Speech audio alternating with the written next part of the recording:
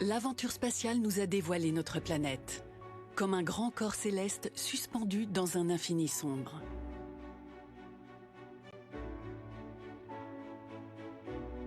Grâce aux satellites, nous pouvons observer les flux qui animent la Terre. Ces prairies ont évolué depuis 60 millions d'années, en absorbant du carbone dans le sol. L'atmosphère, les sols, les végétaux, les animaux sont liés par des interactions multiples et constantes. Tout est lié et à un moment donné, il faut s'intéresser aux plus petites choses.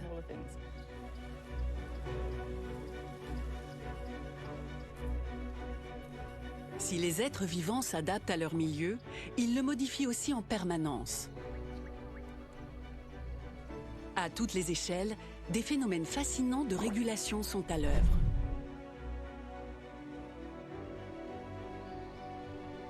La science pense désormais la Terre comme un système dynamique, dont toutes les entités communiquent. La Terre entière est un système. Notre planète est un immense corps vivant qui respire, transpire, s'adapte, évolue. L'exploration de ce super-organisme nous fait voyager de l'infiniment petit jusqu'au cosmos.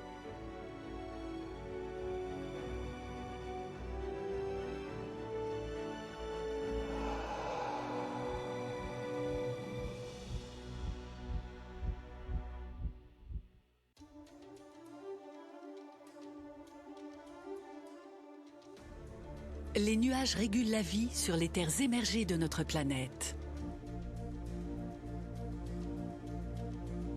Ils filtrent les rayons solaires et modèrent la température à la surface des continents. Mais ils sont aussi porteurs de pluie.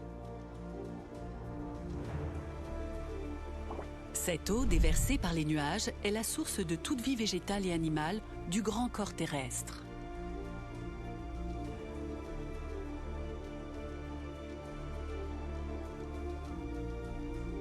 Il faut des milliers, parfois des millions d'années pour que la roche de surface s'érode sur une profondeur de plusieurs mètres. Un sol meuble et perméable se forme alors au-dessus de la roche érodée. Les plantes prennent racine et se développent sur cette fine couche de terre fertile.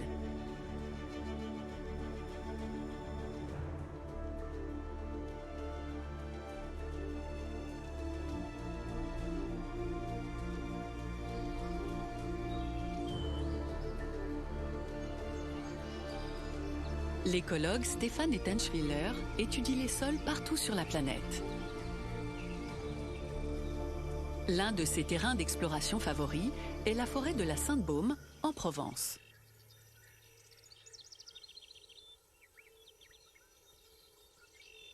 Cette forêt est particulière parce que depuis environ 200 ans, on laisse les arbres pousser comme ils poussent, régénérer comme ils se régénèrent. Et on laisse aussi le bois mort qui contribue aussi à la décomposition et au processus de recyclage des éléments. Et ça produit une forêt qui est complètement laissée à l'état naturel.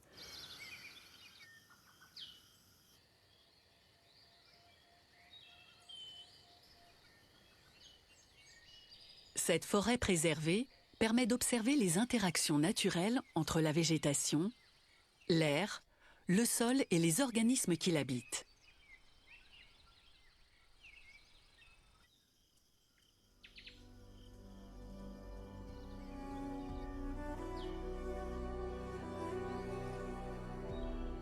La respiration des arbres est le premier volet de l'étude menée dans cette forêt.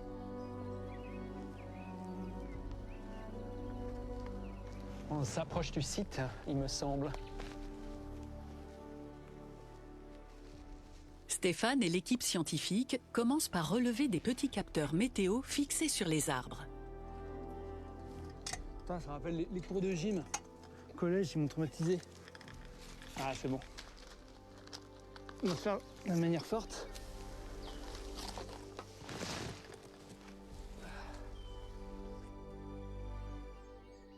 La batterie est finie. Donc, ça fait 6 ans là, qu'on l'avait installé, donc on a atteint la limite, c'est normal. On va changer la pile puis la remettre. Tu enregistres les données à quel rythme en fait? Alors toutes les 3 heures, température de l'air, humidité de l'air, pour caractériser les différences de microclimat entre les peuplements mélangés, comme ici on a chêne et hêtre, et les peuplements pur hêtre ou pur chêne. Et tu vois une différence entre les deux? On peut avoir des différences de l'ordre de 0,5 degrés à 1 degré, avec moins d'extrêmes, donc dans les mélanges par rapport au peuplement avec une seule espèce. Une plus grande variété d'espèces d'arbres modère donc la température moyenne et réduit les pics de froid et de chaleur. Elle favorise aussi l'humidité de l'air. L'humidité est indispensable pour que les plantes poussent. Elle facilite aussi la décomposition de la matière morte produite par la forêt. En automne, les feuilles et les brindilles mortes tombent des arbres. C'est le début d'un long processus de recyclage de cette litière végétale qui couvre le sol.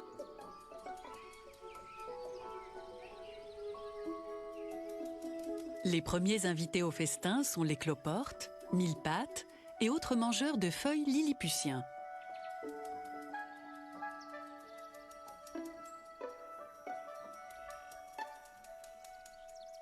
Ces animaux discrets, aux formes étranges, inspirent souvent de la répugnance à qui les découvre se carapatant sous les feuilles ou dans les fibres pourrissantes d'un bois mort. Le sol est assez inaccessible et la plupart des gens ne s'aperçoivent pas qu'il y a un monde extrêmement riche dans le sol.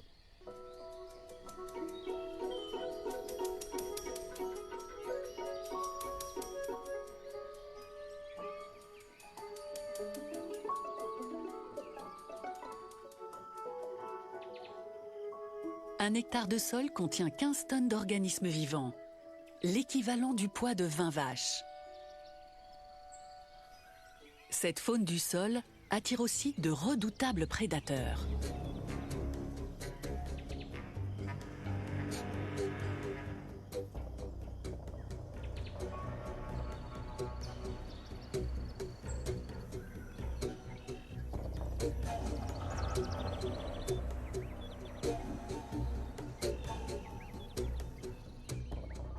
Pendant que certains s'affrontent, les mangeurs de feuilles poursuivent leur repas.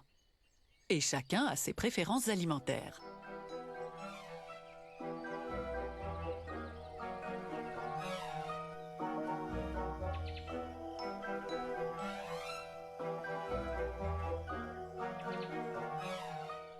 Millepattes, cloportes et vers de terre sont aussi des terrassiers et des mineurs infatigables qui creusent des galeries, remuent des quantités considérables de matière organique et minérale.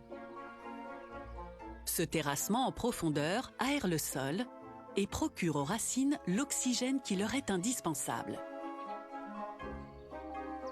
Sans le travail incessant de ces jardiniers souterrains, les sols seraient compacts, durs, pauvres en nutriments pour les plantes de surface. L'écosystème tout entier dépend de cette richesse et cette diversité des organismes du sol, parce que c'est eux qui sont responsables pour le recyclage des éléments et du coup qui rendent de nouveau disponibles les nutriments nécessaires pour la croissance des plantes.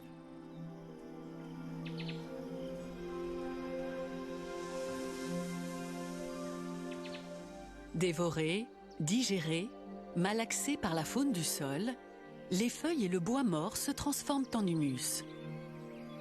Dans cette couche noire et humide, caractéristique des sols forestiers, les bactéries apportent la touche finale au cycle de décomposition. Elles fabriquent les sels minéraux, nitrates, phosphates ou potassium, qui sont le carburant des plantes. Contrairement aux animaux, les plantes ne peuvent pas se déplacer pour aller chercher de la nourriture. Mais elles sont dotées d'organes souterrains qui bougent en permanence.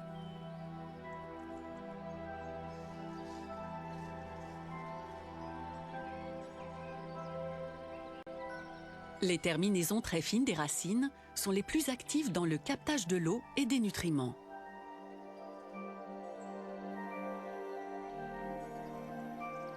Les racines s'associent à de microscopiques champignons, les mycorhizes, qui forment de petites excroissances. Champignons et plantes se rendent mutuellement service. Les mycorhizes se nourrissent du carbone pompé par la plante. En échange, elles aident les racines à capter l'eau et les nutriments. Depuis le sol jusqu'à l'air, la prospérité d'un écosystème est donc affaire de coopération et de diversité d'espèces. Dans un espace à mi-chemin entre la nature et le laboratoire, à l'Écotron de Montpellier, Stéphane peut manipuler des forêts miniatures.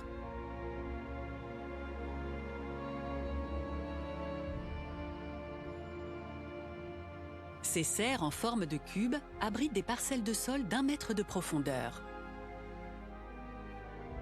On a planté dans chacune une mini-forêt composée de 4 essences d'arbres: érable, arbousier, chêne blanc et chêne vert. Les serres sont équipées de capteurs qui enregistrent toutes les données de l'air et du sol. On peut aussi agir sur les précipitations et donc simuler des environnements qui sont plus arrosés, tandis que d'autres sont soumis à la sécheresse.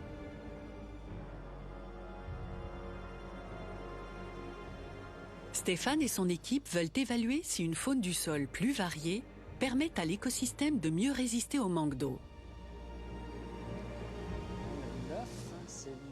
Dans quelques serres, comme celle-ci, ils n'introduisent que des vers de terre. C'est un traitement avec uniquement des vers, il me semble. Oui, ça. Donc on ajoute les vers. Lui, il est beau.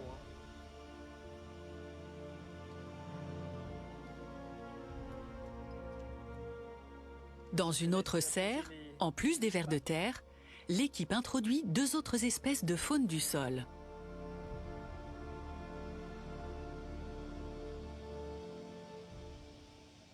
Bon, parfait. Là, on a les 3 groupes, les vers de terre qui creusent des galeries, et les cloportes et les mille-pattes qui mangent les feuilles mortes. Et on va voir comment ils vont influencer les processus du sol.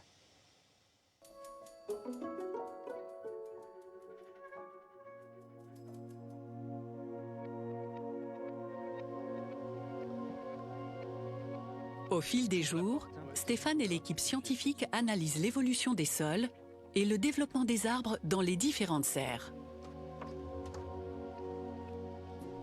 Ils mesurent notamment la tension du sol, c'est-à-dire la force de succion que le sol doit exercer pour absorber l'eau. Elle dépend de la composition du sol, mais aussi de la façon dont il a été travaillé par la faune.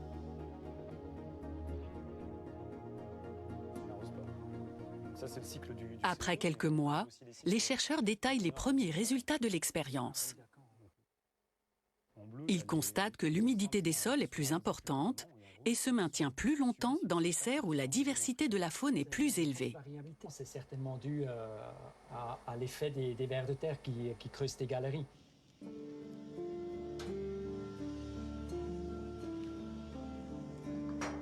Des prélèvements permettent à Stéphane de confirmer son hypothèse. Une faune du sol plus variée permet aux mini-forêts de mieux résister à la sécheresse. La terre est plus aérée, conserve mieux l'humidité, elle est plus riche en nutriments car la décomposition des feuilles mortes est plus rapide. La richesse de la vie du sol est donc cruciale car elle conditionne la bonne santé et la fertilité de l'épiderme terrestre.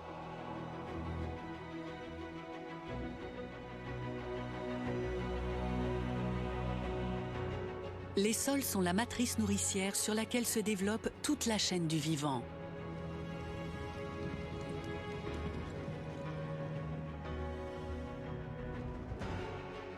La nature d'un sol détermine la végétation qui y pousse, et cette végétation fournit à la faune le gîte et le couvert.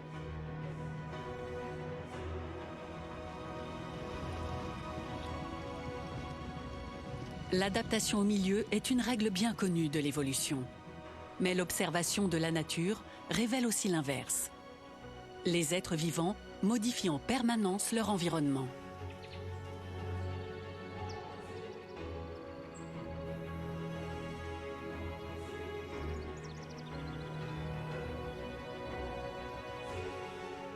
Olli Iverinen travaille sur les interactions entre sols, plantes et animaux dans l'écosystème riche et complexe de la savane africaine.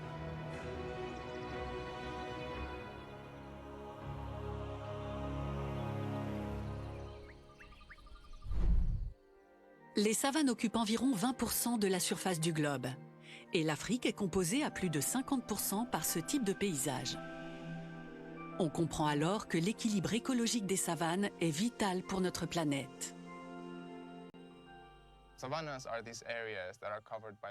Les savanes se caractérisent par cette alternance d'arbres et d'étendues herbeuses où vivent les méga-herbivores, comme les rhinocéros, les éléphants, les girafes ou les hippopotames. La taille de ces animaux les rend quasi invulnérables à la prédation. Et leur comportement n'est donc pas influencé par cette crainte. Du fait de leur masse corporelle et des besoins alimentaires qu'elles nécessitent, ils ont un impact considérable sur la végétation de la savane.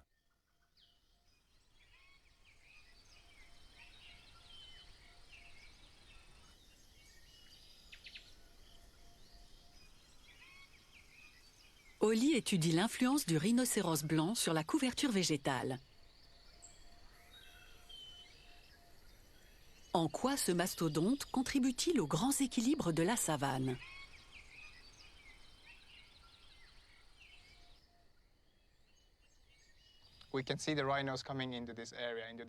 Les rhinos ont un comportement assez territorial et on les voit venir tous les jours à peu près aux mêmes heures pour brouter dans cette zone de prairie.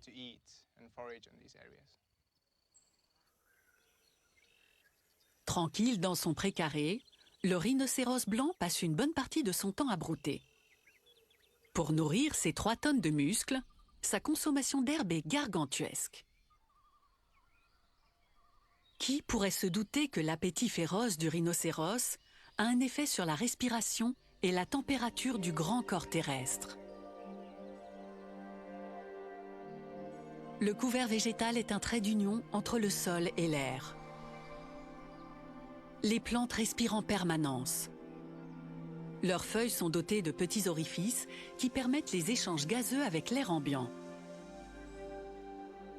Elles absorbent du gaz carbonique et rejettent de l'oxygène ou de la vapeur d'eau. Toute plante, du plus petit brin d'herbe jusqu'à l'arbre, est un piège à carbone. Mais selon sa couverture végétale, un écosystème capte plus ou moins de carbone dans l'air. Traditionnellement, on pense que les forêts sont très efficaces pour capter et stocker du carbone, car on voit tout de suite qu'il sert à fabriquer le tronc et les feuilles des arbres. On oublie souvent que les étendues herbeuses des savanes stockent aussi du carbone. Il est moins apparent car il se concentre dans le sous-sol.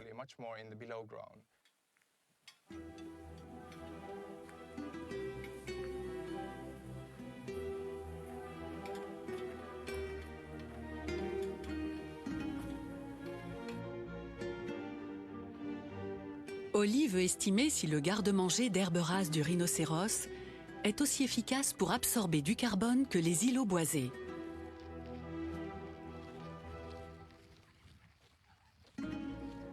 Avec son équipe, il sonde le territoire du rhinocéros pour estimer la concentration de carbone dans le sol.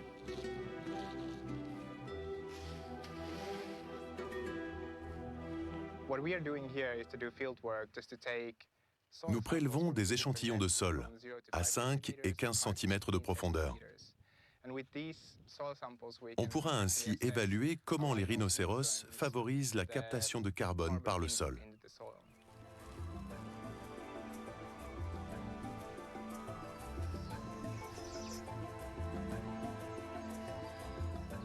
En broutant sans cesse, les rhinocéros accélèrent le cycle de régénération des herbes, qui après chaque tonte, captent davantage de carbone dans l'air pour fabriquer de nouvelles tiges. Les prairies d'herbes tondues par les rhinocéros sont donc d'excellents pièges à carbone.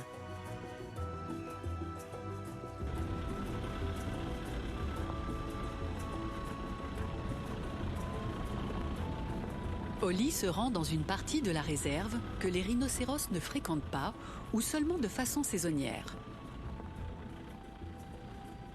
Il peut ainsi observer comment la végétation change en l'absence de la pression exercée par les rhinocéros.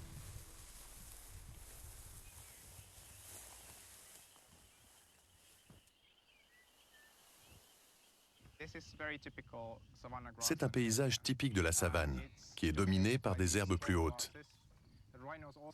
Les rhinos peuvent les consommer aussi, mais ils ne viennent là que pendant la saison sèche. S'ils fréquentaient cette zone aussi pendant la saison humide et broutaient l'herbe ici de façon intensive, ces étendues d'herbes hautes se transformeraient en pâturage d'herbes rases.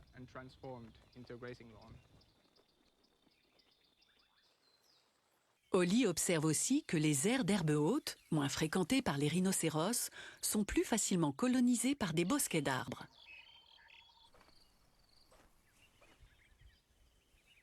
Les îlots boisés enrichissent la biodiversité de la savane, car ils offrent un habitat à d'autres espèces. Mais les savanes ne doivent pas se transformer en forêt. Actuellement, dans les savanes, les parties arborées ont tendance à envahir les étendues herbeuses. On constate une densification des arbres au détriment de l'espace occupé par l'herbe. Une prolifération trop importante des arbres serait dramatique pour les herbivores. Les rhinocéros assurent l'équilibre de la couverture végétale. Les rhinos sont tellement lourds qu'ils dament le sol des prairies qu'ils fréquentent. À force d'être tassés par leur poids, le sol devient plus dense, compact, et ça empêche les graines d'arbres de germer et de pousser.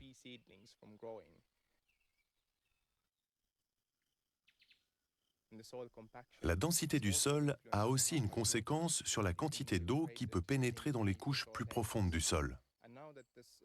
L'eau stagne en surface et cela empêche les racines des arbres d'y avoir accès.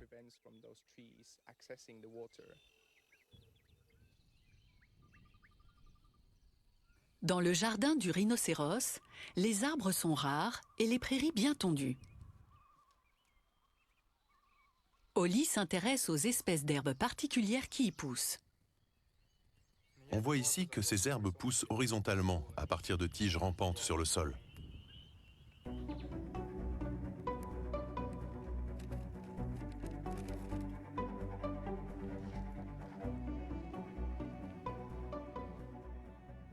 À partir d'images satellites, Holly examine comment les rhinocéros empêchent la prolifération des arbres. En 15 ans, dans les aires qu'ils fréquentent, le nombre d'arbres a diminué au profit d'une herbe rase. Plus claires que les zones boisées, les prairies réfléchissent mieux la lumière du soleil.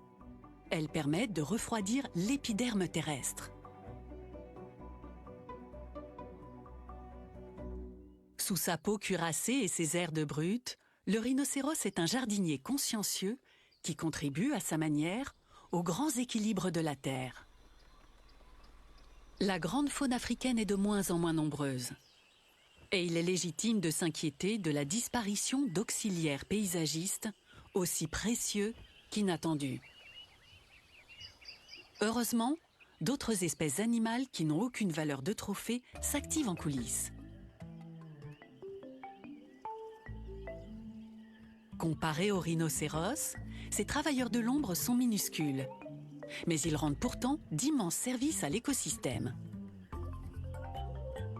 Discrets, malgré leurs immenses colonies, menant une existence souterraine, c'est à leurs impressionnantes constructions qu'on repère leur présence.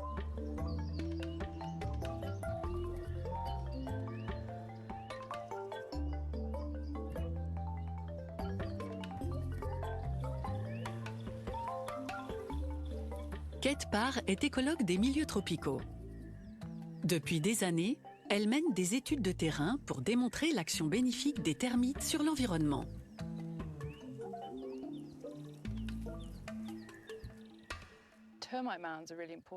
Les termitières ont une influence importante sur la structure de la végétation.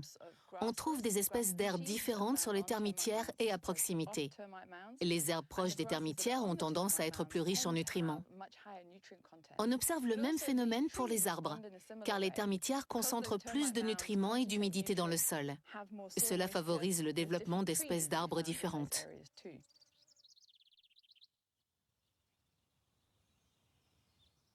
Les termites ont été longtemps négligés, voire ignorés. Pourtant, ils représentent une biomasse supérieure à celle de tous les mammifères herbivores du continent.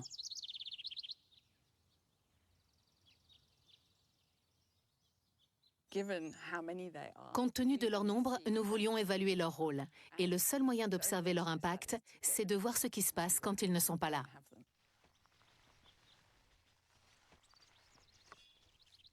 Pour créer les conditions favorables à son expérience, Kate ne manque pas d'imagination. Elle trouve des solutions plutôt créatives et surprenantes pour bannir les termites de certaines parcelles de terrain.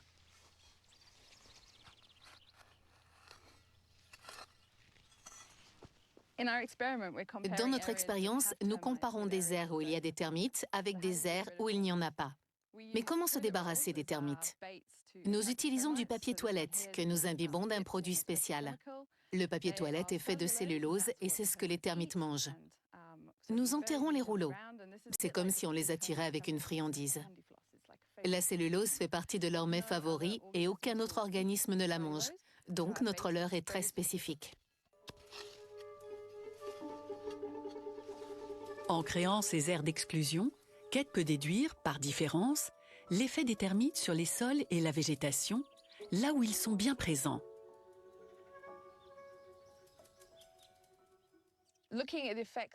Nous évaluons les effets des termites sur la végétation en plantant des jeunes pousses d'arbres sur nos différentes parcelles. Elles sont petites quand nous les mettons en terre. Puis nous enregistrons leur croissance sur une période de 2 à 3 ans.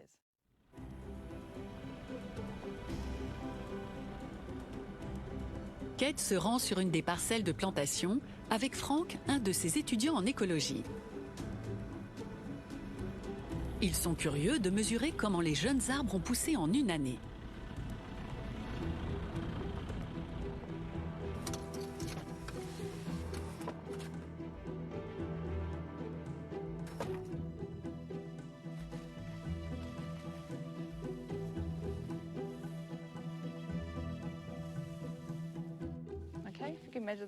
Tu peux mesurer la hauteur, Frank? 16,3 cm. Merci. Et maintenant, voyons le diamètre du pied.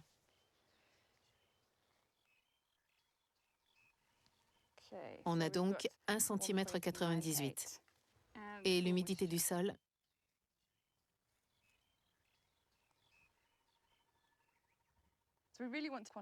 Nous voulons vraiment quantifier la contribution des termites au développement de ces pousses. Leur taux de survie augmente de 50% quand les termites sont présents.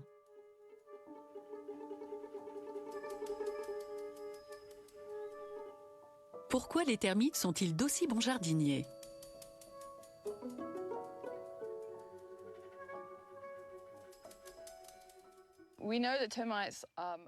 On sait que les termites remuent beaucoup le sol. Ils en mixent les couches verticalement, mais ils mélangent aussi les particules du sol horizontalement. Et tout en malaxant le sol, ils creusent des galeries qui permettent à l'eau de mieux pénétrer. Le taux d'humidité du sol est donc plus élevé là où il y a des termites.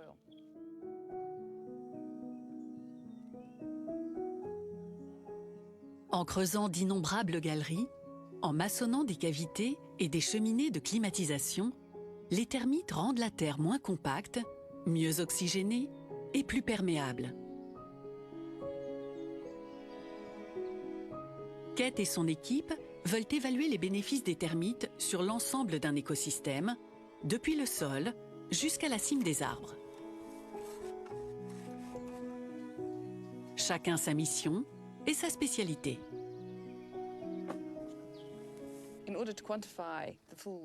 Pour quantifier le cycle complet de circulation des nutriments, il faut faire des mesures sur les plantes à différents niveaux.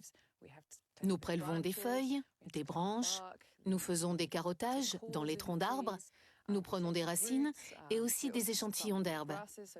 Donc, nous collectons des données sous terre et au-dessus du sol pour l'ensemble de la végétation.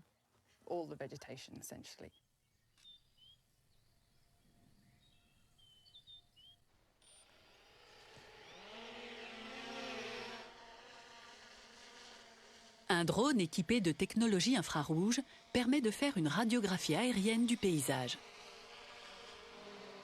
L'objectif est de révéler comment l'eau et les nutriments circulent dans l'écosystème entier. On ne voit pas la lumière infrarouge. Pourtant, elle donne accès à des trésors d'informations écologiques. Observer la forêt et l'herbe en lumière infrarouge, c'est comme mettre une nouvelle paire de lunettes. Soudain, vous percevez les flux chimiques de l'herbe ou des arbres, mais aussi les différences de concentration d'eau et d'hydratation dans la végétation.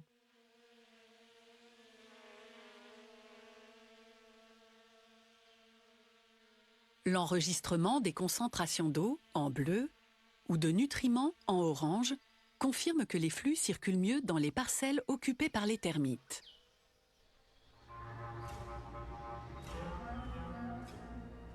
Il est un autre domaine où les termites sont redoutablement efficaces. La décomposition du bois mort.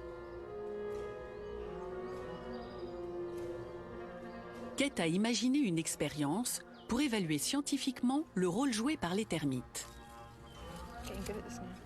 Elle a emprisonné des morceaux de bois dans des sacs.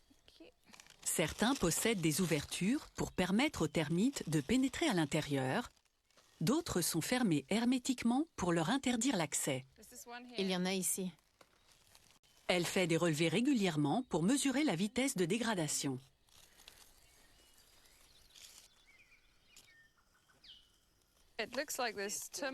Apparemment, les termites sont actifs ici. Ah oui, regarde ça. Je sens que c'est rempli de petites particules de sol. Ça s'entend. Ce sont les termites qui ont transporté la terre à l'intérieur et ils mangent le bois. Regarde.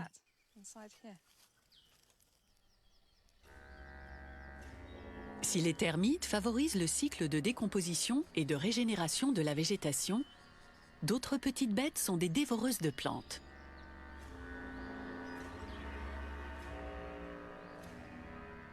Dans la savane, les herbivores ne sont pas que des gros mammifères. Des hordes d'insectes se nourrissent d'herbes et de feuilles.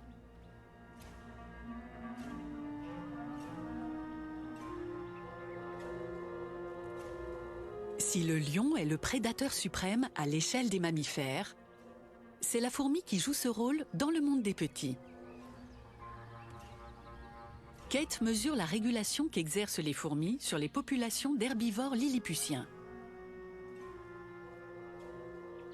Elle observe comment la végétation est affectée par les insectes herbivores dans des parcelles où les fourmis ont été exclues, puis elle compare à d'autres parcelles où les fourmis sont présentes. On constate qu'il y a beaucoup plus d'insectes herbivores sur les parcelles où on a supprimé les fourmis. Quand le prédateur est absent, les insectes herbivores prolifèrent et on obtient des feuilles comme celle-ci, où une bonne partie de la feuille a été mangée, et parfois il n'en reste presque rien. Au contraire, sur les parcelles où les fourmis sont présentes, on observe que les feuilles sont quasi intactes. Elles jouent ce rôle vraiment important d'antiparasite. Elles maintiennent le nombre des insectes herbivores à un niveau suffisamment bas pour que les plantes poussent bien.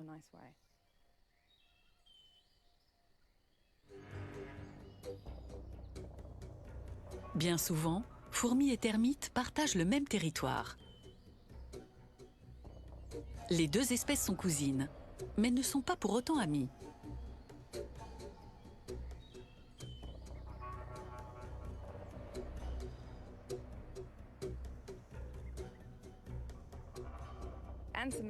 Les fourmis sont un prédateur majeur et les termites sont parmi leurs proies favorites. Quand les termites sont nombreux, le festin est assuré pour les fourmis. Nous évaluons comment la prédation des fourmis impacte l'action des termites, par exemple sur la décomposition du bois. À l'échelle des petits, la même règle vaut que dans le monde des grands. L'équilibre est nécessaire entre proie et prédateur.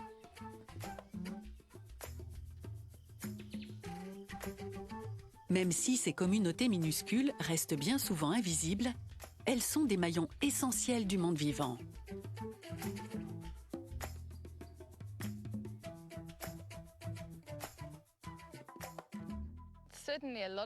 Les gens n'accordent pas beaucoup d'attention aux insectes, mais nous espérons que nos recherches démontreront leur importance et combien dans la nature tout est lié.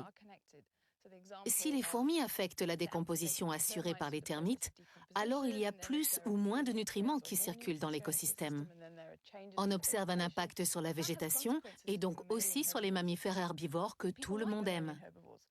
On réalise que tout est lié et qu'il faut commencer par s'intéresser aux petites créatures qui supportent tout l'écosystème et dont dépendent les plus gros animaux.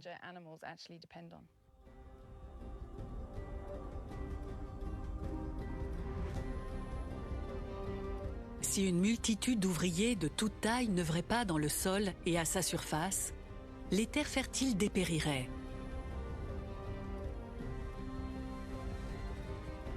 Qu'elles soient minuscules ou géantes, la faune modèle le milieu naturel. Aménagés par les animaux, ils résistent parfois mieux à des phénomènes accidentels. Ainsi, les zones d'herbe rase, entretenues par la tonte régulière des rhinocéros, jouent un rôle de pare-feu en cas d'incendie. Pourtant, le feu peut être un élément régulateur dans la savane. Dans ces paysages, il est assez naturel qu'un feu se déclenche de temps en temps, une fois par an ou tous les 2 ans. Et c'est bon pour la santé de la savane.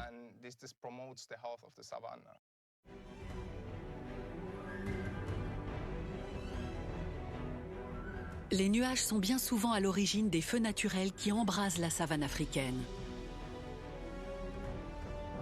Des orages secs naissent à environ 3000 mètres d'altitude. Ils produisent bien de la pluie, mais les couches basses d'air sont si chaudes et sèches que l'eau se vaporise avant de toucher le sol. L'activité électrique des orages secs est souvent violente. Les scientifiques l'ont modélisé en plaçant au sol des capteurs d'éclairs. Ces orages éclatent au cœur de l'été, lorsque la sécheresse et la chaleur atteignent leur paroxysme. Aux impacts de foudre, la végétation s'embrase.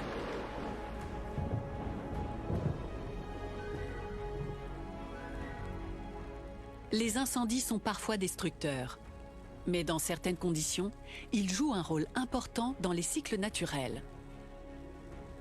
C'est ce qu'étudie le professeur Sally Archibald dans la savane sud-africaine. Elle déclenche des feux contrôlés sur des parcelles de végétation du parc Kruger.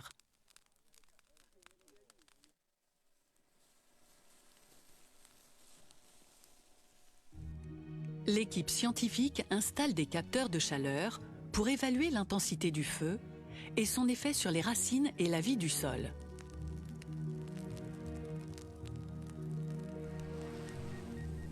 Un drone révèle le mode de propagation du feu. Pour communiquer sur ses recherches, Sally collabore avec l'artiste de land art, Anneli Coetzee.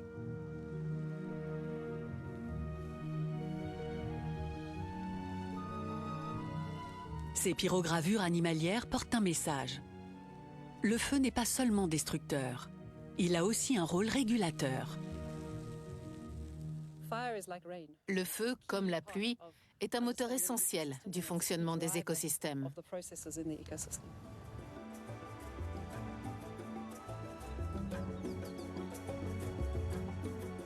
Sally et son équipe reviennent régulièrement sur les lieux de leur expérience pour observer comment la végétation recolonise les zones brûlées.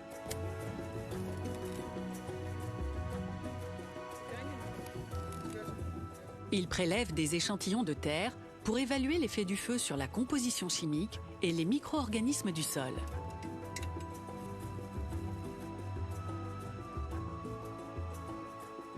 L'équipe fait aussi un inventaire des espèces d'herbes et note leur répartition. Les herbes ont une forme de développement très intéressante. L'organe de croissance de l'herbe est à sa base. Donc si on ne brûle pas une herbe, elle devient haute et l'année suivante, elle végète, car sa base est à l'ombre. Si vous la brûlez, elle a plus facilement accès à la lumière et aux ressources, donc elle pousse mieux. De ce point de vue, les herbes sont intéressantes. Elles aiment le feu et repoussent mieux quand vous les brûlez.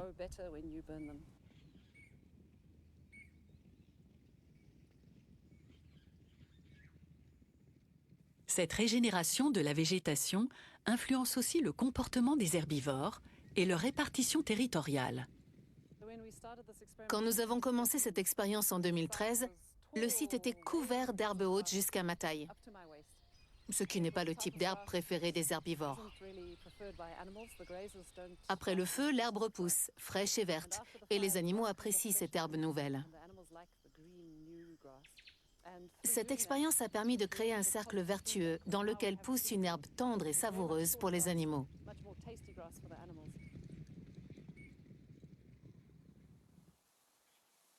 Le feu protège aussi la savane de l'envahissement par les arbres et les buissons. Les bosquets et les arbres que nous voyons ici sont endommagés, parfois tués quand un feu se déclenche, et ils doivent germer à nouveau.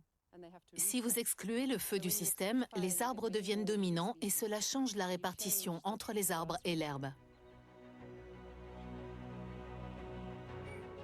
En régulant l'équilibre entre les espèces de plantes, le feu favorise la biodiversité végétale.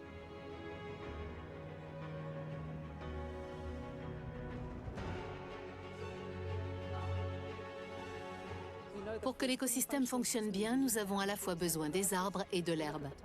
Parmi les herbivores, les girafes et les koudous ont besoin des arbres, les buffles et les gnous ont besoin d'herbes. Ces deux types de végétation sont nécessaires à l'écosystème.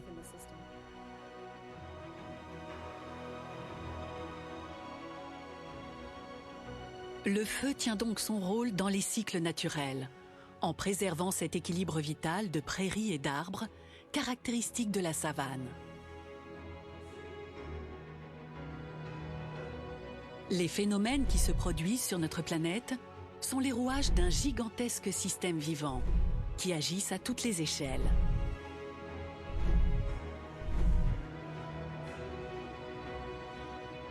Il reste beaucoup à découvrir sur le grand corps terrestre. Et l'inquiétude que suscitent les dérèglements climatiques pousse à accélérer les recherches en sciences de l'environnement. Posée comme une base lunaire au cœur de l'Arizona, Biosphère 2 reproduit sous serre un résumé des grands écosystèmes terrestres. Cette station expérimentale était à l'origine dédiée aux missions martiennes. Désormais, c'est notre planète miniaturisée qu'on y étudie. En quelques mètres, on passe d'une forêt tropicale à un désert littoral ou à un océan miniature. Biosphère 2 permet d'étudier des phénomènes plus difficiles à observer dans le milieu naturel, notamment les interactions entre les sols, la végétation et l'atmosphère. Nous analysons certains mécanismes en faisant varier l'environnement. Par exemple, on augmente la température ou on déclenche une sécheresse. Sous ces vastes verrières, tout commence par la rencontre entre la terre et l'eau.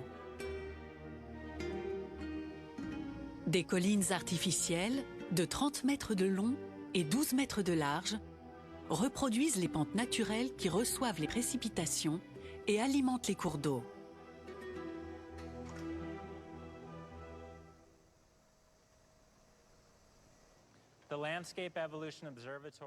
Cet espace a été conçu pour simuler un stade très primitif de paysage.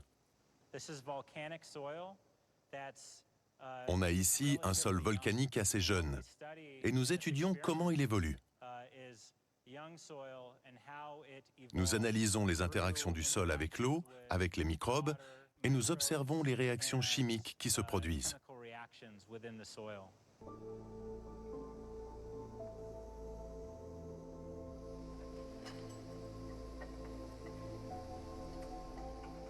Dans ce sol primitif, Aaron traque les premiers indices de vie. Il contrôle par des prélèvements réguliers comment les bactéries, les champignons et tous les autres micro-organismes se développent.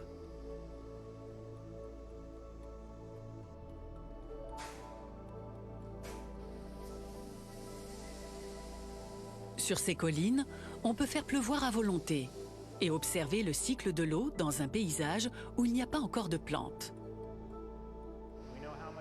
On connaît les flux d'eau, quelle quantité pénètre dans le sol, quelle quantité y est stockée, quel volume s'évapore dans l'atmosphère. On mesure ces données simultanément Ça nous permet de développer des modèles pour mieux comprendre en quoi l'eau influe sur l'évolution du sol.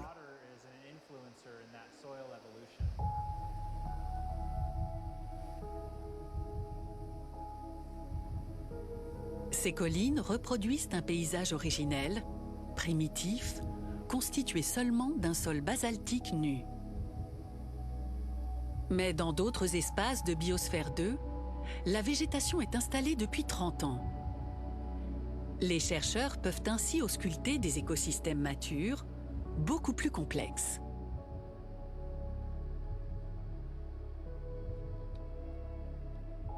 Jost Van Aren dirige les recherches sur la forêt tropicale humide.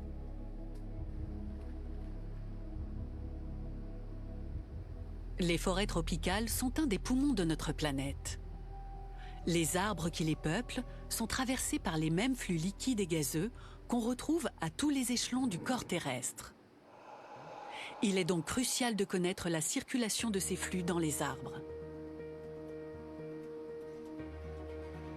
Pour enregistrer les niveaux de gaz carbonique absorbés par l'arbre et la quantité d'oxygène rejeté, les scientifiques enveloppent les feuilles avec des sacs munis de capteurs. La respiration des arbres s'accompagne d'une transpiration sous forme de vapeur d'eau. Les arbres perdent de l'eau par les feuilles, mais ils en puisent par leurs racines.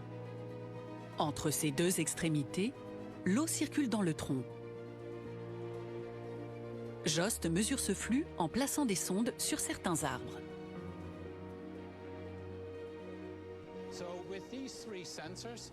Grâce à ces 3 sondes, on peut mesurer à la fois la quantité d'eau contenue dans le tronc, mais aussi à quelle vitesse l'eau circule à travers le tronc.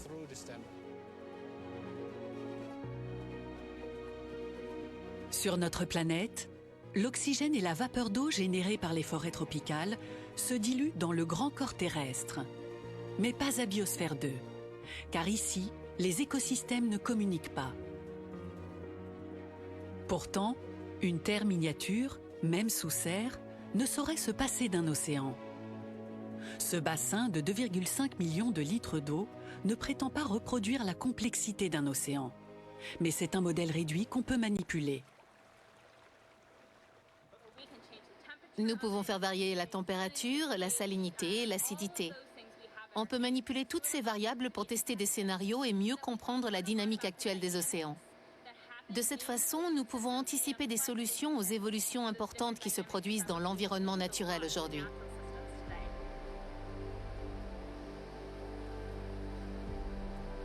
L'acidité de l'eau est une variable surveillée de près dans le mini-océan de Biosphère 2.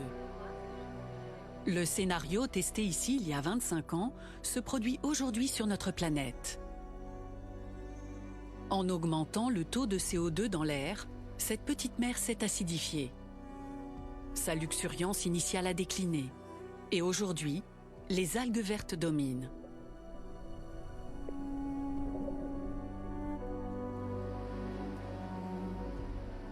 Les scientifiques étudient comment les organismes vivants réagissent à cette eau plus acide. Dans les eaux du mini-océan, ils ont installé une colonie de palourdes géantes du Pacifique.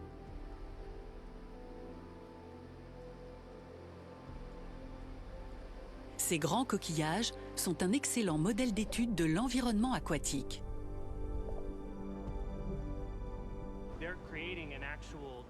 De nombreuses informations sur leur cycle de vie sont inscrites dans les lignes de leurs coquilles, comme dans le tronc des arbres.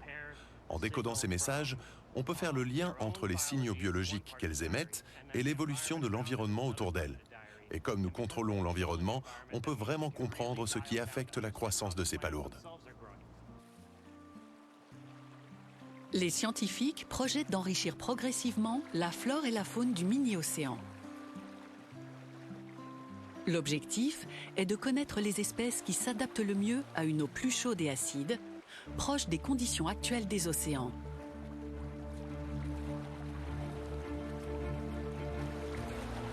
Nous comprenons chaque jour un peu mieux comment notre planète fonctionne. Les preuves d'une coévolution entre les organismes vivants et le milieu se multiplient. toutes les formes de vie sont connectées et chaque espèce remplit une fonction au sein du superorganisme terrestre. La vie de la Terre nous dépasse de beaucoup. Au cours de son histoire, ce grand corps qui nous héberge a toujours trouvé le chemin vers de nouveaux équilibres. Mieux le connaître nous aidera sans doute à y trouver notre place, en toute humilité.